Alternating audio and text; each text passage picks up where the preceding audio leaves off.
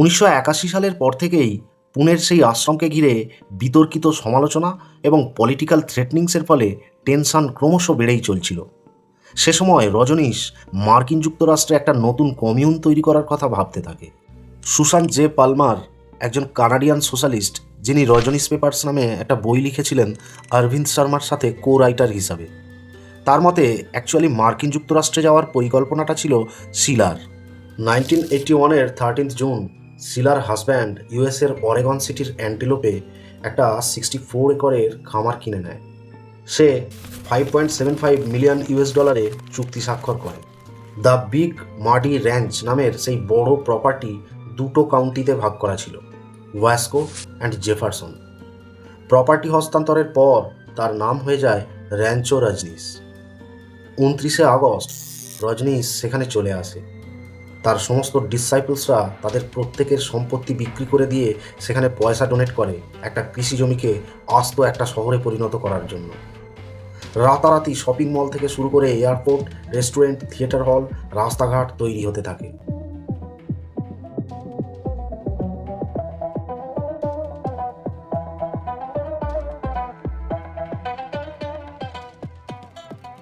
Oregon সিটির সেই খামারে যাওয়ার 1 বছরের মধ্যে রজনীশ এবং তার অনুগামীরা সেখানকার স্থানীয় সম্প্রদায় ও প্রতিবেশীদের সাথে ভূমি ব্যবহার সংক্রান্ত প্রধান বিরোধের সঙ্গে একাধিক আইনি লড়াইয়ে জড়িয়ে পড়ে।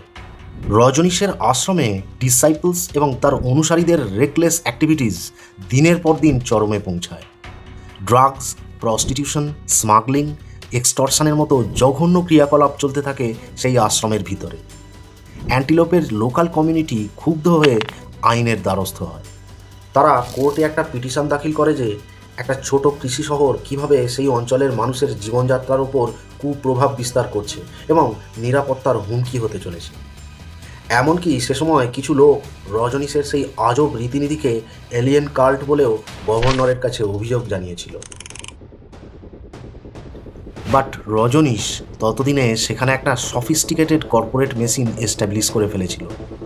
তার সাম্রাজ্যকে 3টি অর্গানাইজেশনে ভাগ করা ছিল: Rajneesh international foundation, Rajneesh investment corporation এবং রজনীশ নিও সন্ন্যাসিন international commune.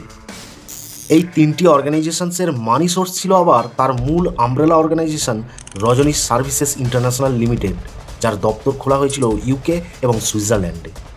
Businessman, politician, actor, actress, investor থেকে শুরু করে সমাজের যত উঁচুতলার সেলিব্রিটি তার কমিউনিটিতে আনাগোনা করত এবং ইনভেস্ট করত।